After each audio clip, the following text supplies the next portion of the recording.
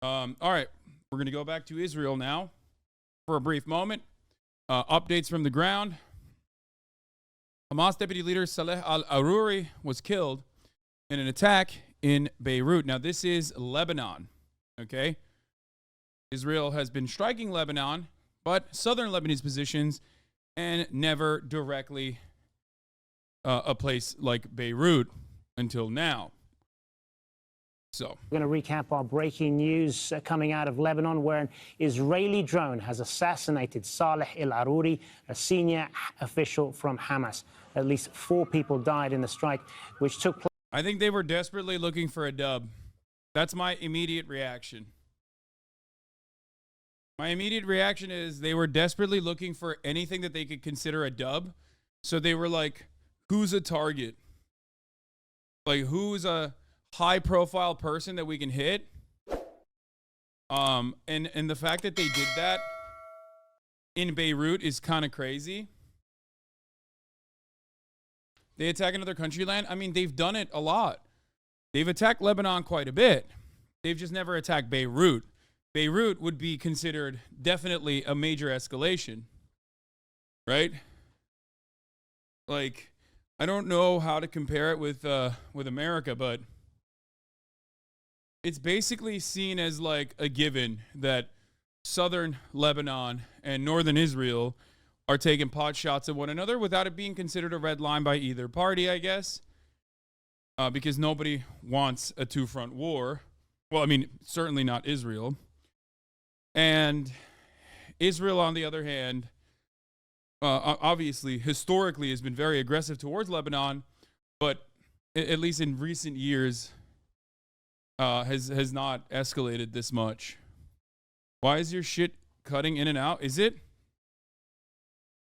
Place in the southern part of Lebanon's capital, Beirut. The office was located in the suburb of Dahiyya. Ali Hashim is live for us now in Naqoura in southern Lebanon. So, Ali, what more are you hearing, and how significant is this development? Well, Hazem, as you said, this assassination of Saleh al-Aruri, Deputy Politburo of Hamas, along with 3 of his assistants in an explosion.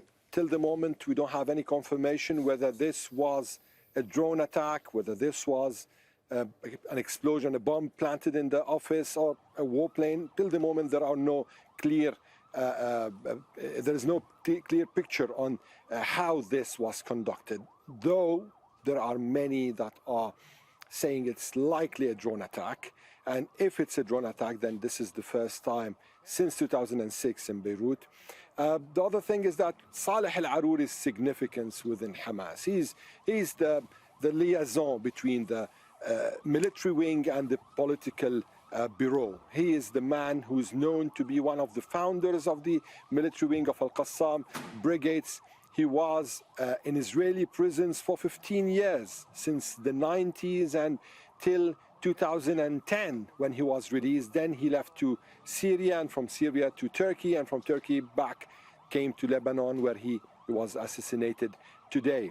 The significance of this assassination is that it puts, or it stresses, the fact that this whole war that started on the 7th of October 2023 is a multi-layered war, a war that's already being raged on Gaza, people being killed in Gaza. At the same time, it's a security war and multiple fronts. One of them is Lebanon, and actually this puts the assassination of Saleh al-Aruri into also another dimension. There is the Hamas dimension, and there is the Lebanon dimension, and there's the Hezbollah dimension, especially with the Secretary General of Hezbollah, Hassan Nasrallah. So now Israel's attacking other countries. Israel hasn't stopped attacking other countries. Israel has not stopped attacking Lebanon. There's a difference between southern Lebanon and Beirut, however. Okay? It's like a difference between active border conflict happening somewhere. I want to give an American example, but there's no way to give an American example in this circumstance. But like, if America and Mexico were like fighting, I guess, and they were fighting in in the southern border, and then Mexico blew up an apartment complex in New York City. Oh, Ukraine is actually a much better example. Yes, Donbass and Kiev, great example. You're right.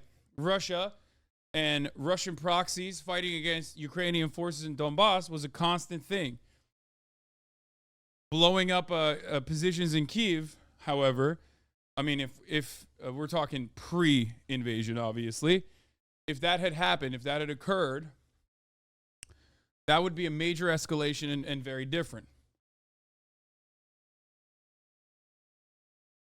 Vowing in the past months and years that any Israeli assassination to any of the resistance leaders, as he said, is going to be faced with retaliation, and a harsh retaliation. Now, we'll all be waiting to see what Nasrallah is supposed to say in a speech that was still before the assassination of Aruri was planned for tomorrow. Now, we don't know if this speech is going to continue as scheduled tomorrow, or it's going to be postponed for another couple of days for Hezbollah to weigh its options, because actually this is kind of a turning point in the whole confrontation with respect to the Lebanese front.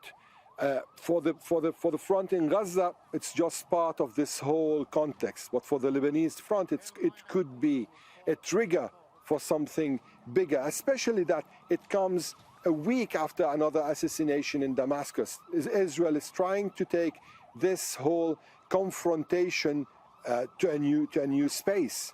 And this could mean not containing this war. Actually, many thought that the assassination of a senior Hamas leader could end this war. But the fact is that the assassination of a senior Hamas leader in Beirut could trigger a new dramatic context. And this is what many right now are really thinking. Observers can't really analyze in such a moment. So Saleh al-Aruri was assassinated, as we reported. He's a senior Hamas commander. He's a senior Hamas official. And, you know, the irony here is that Israel wasn't able to assassinate or kill any of the major or senior Hamas officials and commanders in its 3 months war in Gaza. At the end, it came and killed one of Hamas's leaders in Beirut. This is one of the ironies of this war. And Ali, you're talking to us from Naqoura in southern Lebanon, where you've been reporting for several days now on the ongoing clashes between Hezbollah forces in southern Lebanon and Israel. What implications is the news of this apparent assassination going to have for that aspect of the conflict? You know, Hazem, there were rules of engagement that we've been referring to all over the past 3 months. Rules of engagement, whereas Hezbollah is hitting within 3 to 5 kilometers, sometimes 10 kilometers inside the Israeli territories, and Israel hitting also within the Lebanese territories towards the Litani River, which is like in a depth of 15 to 20 kilometers maximum. But today there's something outside the box. There's something outside the whole rules of engagement. And this, at least given the fact that Hezbollah... When they say rules of engagement, there's like rules of engagement that we all know and understand, right? International criminal misconduct in war crimes. Then there's rules of engagement that, like, Israel is supposed to have and America is supposed to have that are way above all of those. And then there are major escalations beyond those rules of engagement. And this would be a major escalation beyond even the already lowered, the already opened up rules of engagement. That's the difference here. And the expectation from people in Lebanon and the expectation from everyone is that Hezbollah might retaliate. It's the post-2006 rules of engagement agreed to by Israel and Hezbollah. No attacks beyond the borders and attempts to do that will be met in kind by either side. Yeah, this is like, this was a red line for Hezbollah. Committed to that in the past. This could mean, but we don't have a clear answer, but this could mean, if we want to analyze, that Hezbollah is going to respond from outside the rules of engagement. And what would this mean? This is the big question. How is this going to end? Is it going to end just with this hit for a hit, tit for tat, or this is going to widen the scope of the war? This is what many people are actually concerned of. And in the past few weeks, people were leaving South Lebanon, and according to United Nations numbers, there are more than 70,000 Southerners who are not anymore in their homes at the border. But now, with a hit inside Beirut, in the... Do you actually believe that? Do you actually believe Hezbollah would do anything? I mean, it's what they've said they would do. That's it. That's all I know. There's nothing I can say here. I do not see the future, okay? I cannot see the future. I can simply tell you what the priorities are and what the red lines prior were, and that's what I'm telling you. I mean, it could be a trial balloon of sorts to see how far Israel can push their neighbors in the region without them retaliating in kind. It could mean that. That's definitely something that they could be testing out. It could be Benjamin Netanyahu trying to escalate the conflict, maybe trigger a two-front war, draw out Iran, or do something that I consider suicidal of sorts, because he simply wants to stay alive politically. And the longer this goes, the longer he can justify being the leader and not going to prison over corruption charges. It could mean forcing America's hand into joining the conflict in a more active fashion. It's just like there are so many ways. They didn't retaliate when Soleimani was targeted, so they might not. I mean, we'll see. It's just, like I said, the reason why Hezbollah did nothing and did not retaliate at the behest of Gaza, even though they're supposed to be a part of the allegiance of like Iranian proxy forces or Shia proxy forces, was because the state of the Lebanese economy was dire, and that Hezbollah knew that they would not be able to fight against Israel and then have Israel retaliate in kind, and then have Israel apply the Dahiyya doctrine on Lebanese cities, pulling a Gaza in many different cities inside of Lebanon. They simply do not have the economy to be able to withstand that at all. Beyond, I mean, the pot shots that they've been taking, which Hassan Nasrallah said was simply a up to the regional militias there, and not a directive that was coming from the leadership of the Hezbollah or the leadership in Iran at all. As far as like the leadership of Iran or the leadership within the Hezbollah structure goes, they simply said southern Lebanese militias are going to react and retaliate in kind due to the many escalations from Israel and Gaza. Well, beyond that, sit back, fuck around and find out. We are not afraid of America, that sort of shit. But they didn't really do much. So it's interesting to think. I also believe that the United States today or yesterday started pulling out one of their carriers from the region. So the timing on that is interesting as well. And Barak Ravid Says 2 U.S. officials told me that Israel is behind the strike in Beirut, but didn't notify the U.S. in advance of the attack. This has been happening quite a bit. This has happened with not necessarily just Israel, but also with Ukraine. This, to me, I guess it's more of a America's influence waning. Because, like, if Ukraine can get away with that, and Ukraine cannot maintain itself under Russian occupation without American support, without Western support, if you can't get Ukraine to listen to you and regularly move outside of the boundaries that you've established, then of course Israel's going to do that too.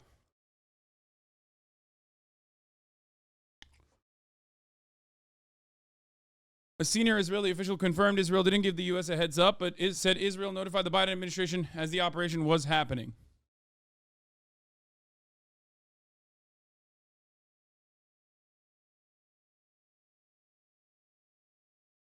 There's a statement from Hezbollah that I will be reading to you as well to get their perspective on the matter. Say, do you wait for us except one of the 2 good deeds? While we were waiting for you, lest God afflict, Allah Almighty, that sort of stuff. We mourn our Arab and Islamic nation. We mourn free Palestine and his great resistance and his proud people. And the Mujahideen everywhere. The great Mujahid leader and deputy head of the political bureau of Hamas, Sheikh Saleh al-Aruri, with a number of his fellow Mujahideen martyrs on the road to Jerusalem. We extend our condolences from our brothers in the Islamic resistance movement, Hamas, from the brave Mujahideen of the Izz al-Din al-Qassam brigades, from the people of steadfast Gaza, Holy Jerusalem, the wounded West Bank, and from all factions of the movements of resistance. The criminal enemy, which after 90 days of crime, murder, and destruction, was unable to subjugate Gaza, Khan Yunis, the Jabalia refugee camp, and the rest of the proud cities, camps, and villages. It's resorting to a policy of assassination and physical liquidation of everyone who worked, planned, carried out, or supported the heroic Al-Aqsa flood operation and contributed to the defense of the people of Palestine, the oppressed. And today's crime is a continuation of the crime of assassinated leader Sayed Radhi al-Musawi in another field of action and a new front of combat and support fronts. This heinous crime will not increase the resistance of the resistance in Palestine, Lebanon, Yemen, Syria, Iran, and Iraq, except in their belief in their cause and a firm commitment and determination to continue the path of resistance and jihad until victory and liberation. Now, the last paragraph is the most important part. The first paragraph is just the classic. Oh shit! Almost fell. The first paragraph is the classic shit where it's like, where our cause is just, our boys are holy, they're engaging in like a just cause, that kind of stuff. We consider the crime of assassinating Sheikh Saleh al-Aruri and his fellow martyrs in the heart of the southern suburb of Beirut to be a dangerous assault on Lebanon, its people, its security, sovereignty, and its resistance, as well as the highly symbolic and significant political and security message it contains, and a dangerous development in the course of the war between the enemy and the axis of resistance. We in Hezbollah affirm that this crime will never pass without response and punishment, and our resistance in its pledge is steadfast, proud, and faithful to its principles and commitments that it has made to itself. Its hand is on the trigger, and its resistors are in the highest levels of readiness and preparedness. And this is a well-known day that will be followed by many days to follow. So beautiful patience and beautiful patience. And God is the one who helps, and victory, God Almighty willing, is very near. So, Bernard Sanders came out of the gate swinging. People are finally coming on board, I guess. But, yeah, overall, they're saying they are going to retaliate. Be patient. Okay, so it said nothing. I mean, I don't think that's nothing.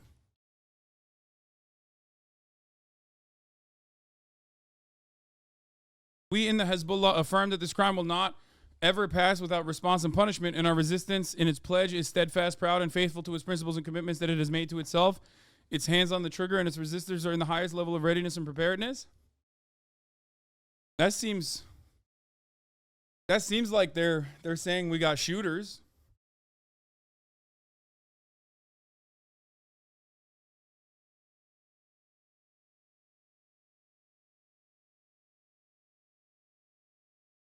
So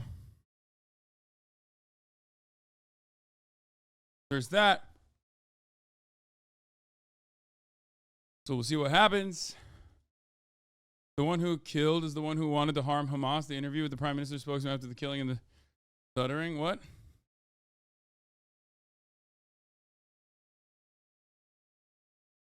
Hezbollah literally just yapping.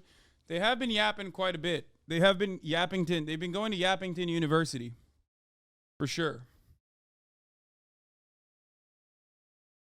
But remember, they have a much greater number of like weapons, delivery mechanisms, much higher tonnage of bombs. Like the Hezbollah is more organized. It is a political entity, so they have obviously like civil governance in mind, but they definitely are a little bit different than like dudes making bathtub missiles and bathtub bombs and like engaging in the active resistance against the occupying force inside of Gaza currently. They have seasoned fighters, you are correct. And also, they have a shit ton more weapons. However, the greatest, dude, Lebanese people know. Lebanese people fucking know that what it's like when Israel starts blowing their shit up. Israel does it. Israel has done it a lot. Israel said to be preparing for possible long-range rocket launches by Hezbollah. Hezbollah has thousands of Zelzal-2 unguided large-caliber artillery rockets with a 210-kilometer range and hundreds of short-range ballistic missiles, including the Fateh 110 and the Fateh 313, which are very precise. Hezbollah has something I don't. Motherfucking fiber internet, dog.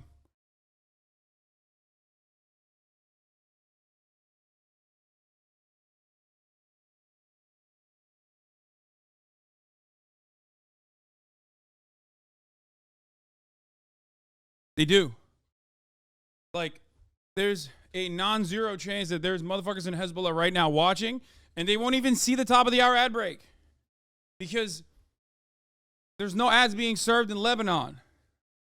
So, like, they have fiber internet, and they get to watch without ads. You, on the other hand, no fiber internet, have to fucking subscribe for $5 or for free with a Twitch Prime so that you can see the broadcast without being interrupted by 3-minute ad breaks at the top of the hour. It's nutty. It's crazy. I know. I know how it is. It is what it is. Okay?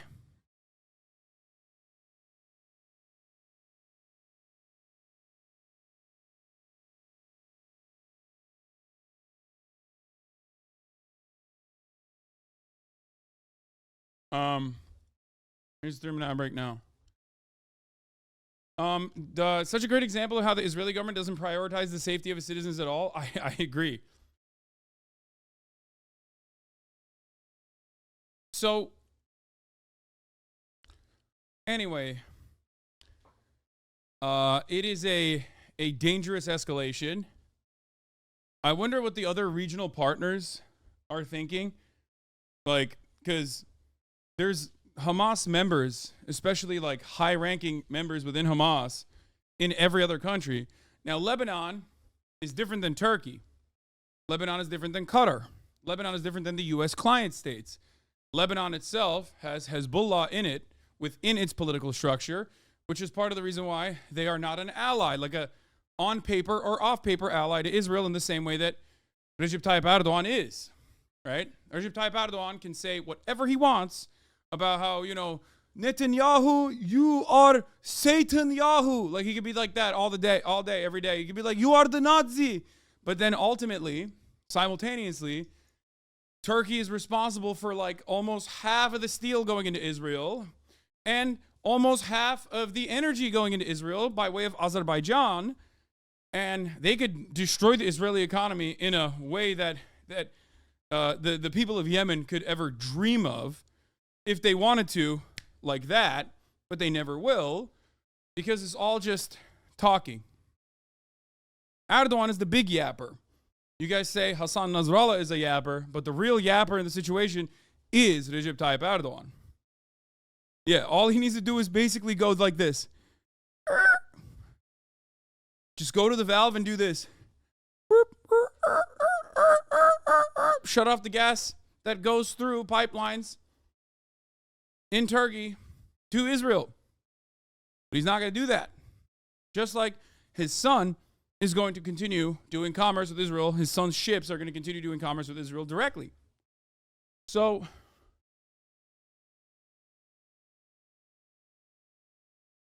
that's the difference. Which is why I doubt that like the leadership of Hamas is in grave danger in places like Turkey or even in places like Qatar. But they are certainly in danger in Lebanon. Why are you limping? I'm not limping. I'm walking. Walking here.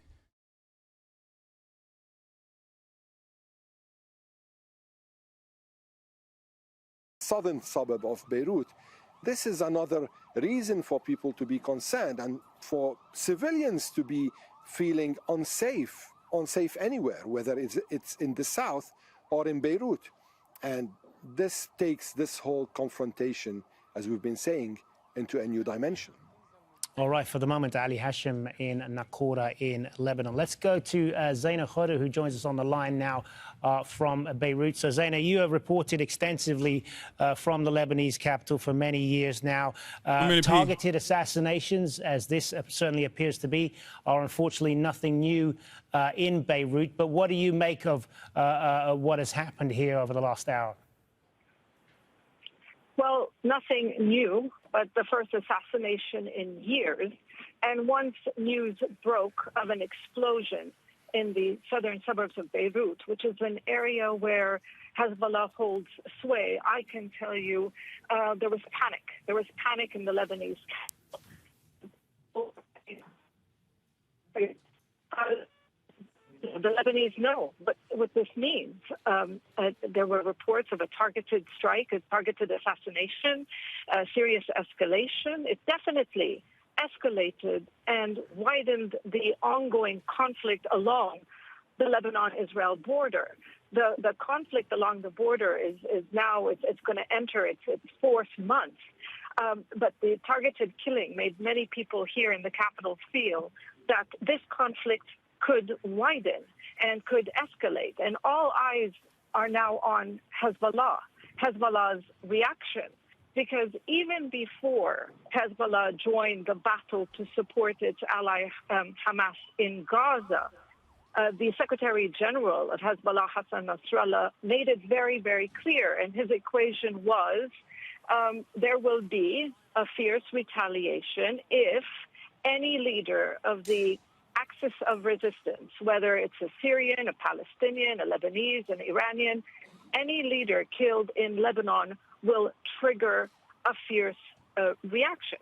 So people are waiting to hear, the Secretary General Nasrallah is supposed to speak tomorrow. It was a planned speech to commemorate the killing of the Iranian Quds Force leader Qasem Soleimani, but there are some reports now that speech could be canceled.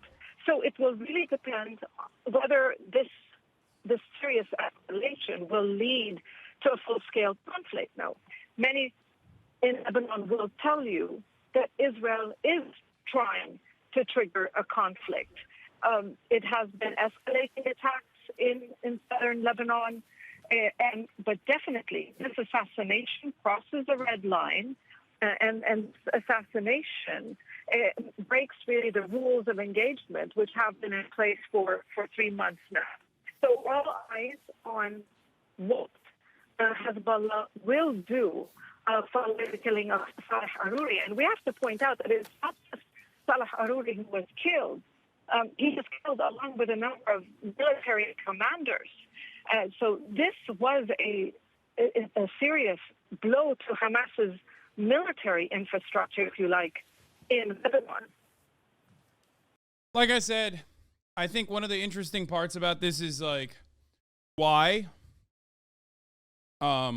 Is there a real tactical reason for killing this dude?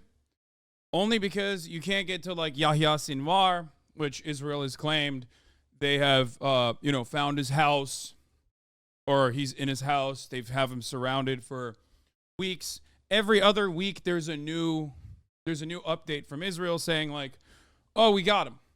We're gonna get him. We're gonna get him any moment now, right?" Israel is doing another American playbook thing where they'll just be like, "Oh, we couldn't get Osama yet, so who do we get? This other guy. You know, we got this other guy instead, and he's the most significant guy. This dude is obviously the deputy chief. He's very high up in the Hamas leadership structure. However, having said that, there are plenty of Hamas leadership that are operating freely in They're operating freely outside of the boundaries of Gaza, right?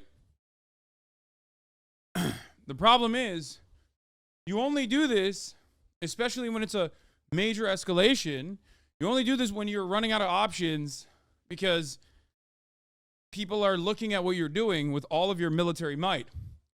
And they're looking at how many reservist mouths you need to feed.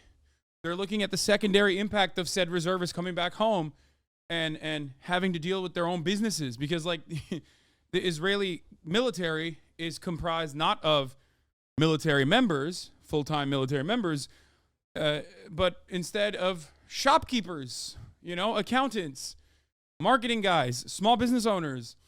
All of that is going to have a secondary impact on the Israeli economy. The fact that they're no longer working. DJs, right? Which is Israel's largest economic sector, right? Like weirdly named pizza shops and DJs, as Felix says. And that's their bread and butter. So when those guys are out fighting in Gaza, killing children, right? They're not back home doing pizza parties where they're DJing and stimulating the Israeli economy.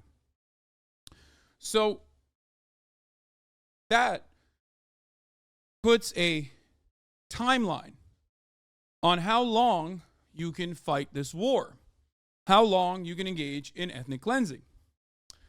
And yeah, as the world's supply of trans is rapidly diminishing and house music, progressive house music is rapidly diminishing, that puts an endpoint on the amount of time that Israel can actively engage in this conflict, actively engage in ethnic cleansing.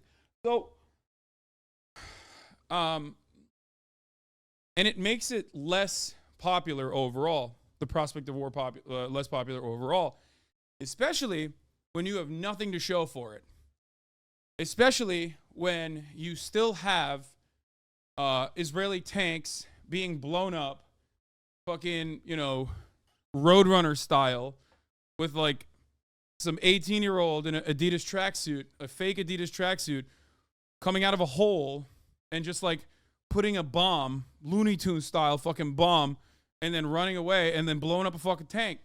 When that's happening, you have nothing to show for it. You're having a very hard time like managing the situation and then showing everybody that you're doing a great job. When you have nothing to show for it, you get desperate. What do? First, you go to refugee camps and take every male, every military-aged below or above male, strip them, say they're all fucking Hamas terrorists, okay, and get at gunpoint, force confessions out of them to justify it, okay? And and then turn around and go, look at us, we're doing a great job. Except IDF soldiers are still dying. IDF tanks are still blowing up.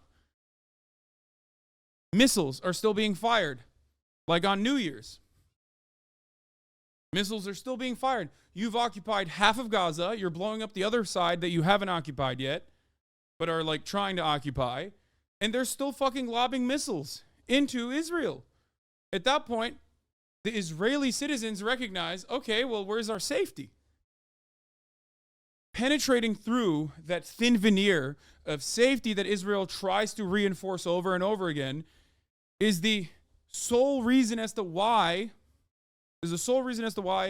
Hamas and other militant groups will regularly lob rockets into Israel to say, no, we're still here, bitch. Like, we're still here. You haven't done shit. So, in a way, despite the fact that the losses have been dire, I mean, it's been tremendous in Gaza. As you guys saw, half of Gaza has been reduced to rubble. Tens of thousands of civilians murdered in cold blood. The entirety of civil society in Gaza is wiped out. They're purposely assassinating teachers, professors, researchers.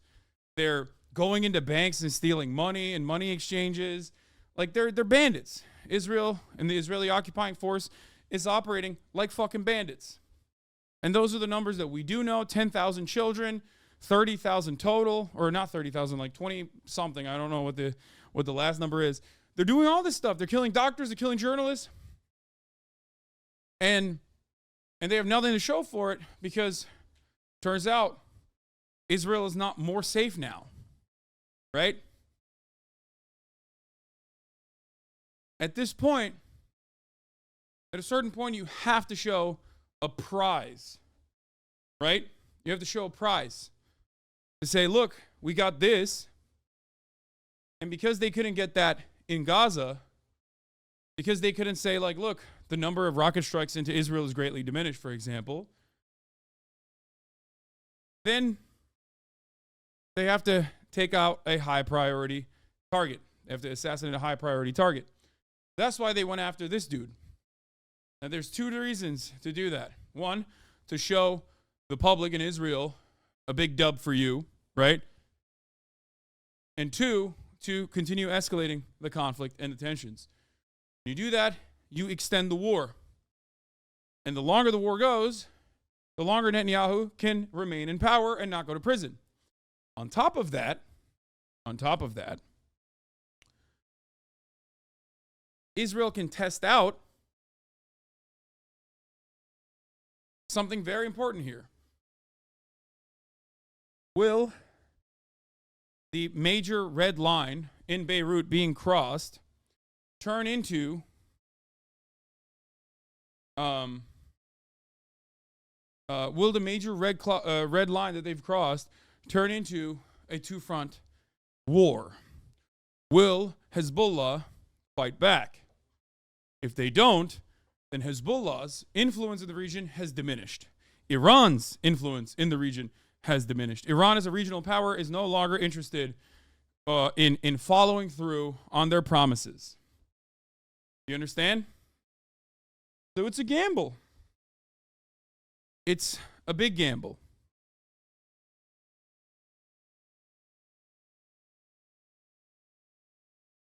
So we'll see how it turns out.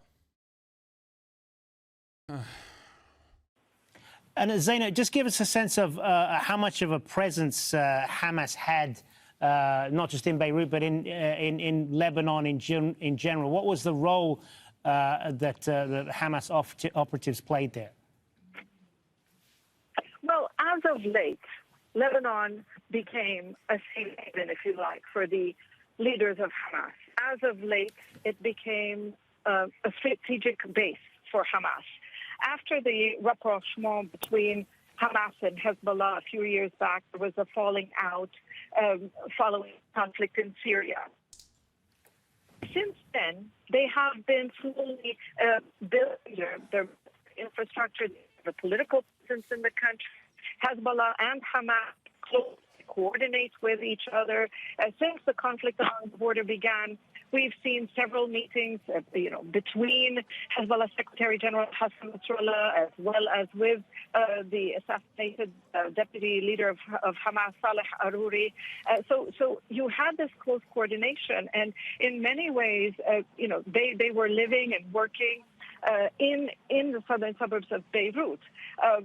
Some would call this a Hezbollah stronghold, but this is a place where 500,000 people live. We are standing very close to the site of that explosion, and I can tell you, you look at people's faces. There's fear and concern about what could come next, because this was what everyone was worried about: the conflict along the border widening, and but clearly this really is in many ways a turning point. But we have to see whether or not this serious escalation will lead to a full-scale conflict between the Israeli army and the Lebanese armed group Hezbollah.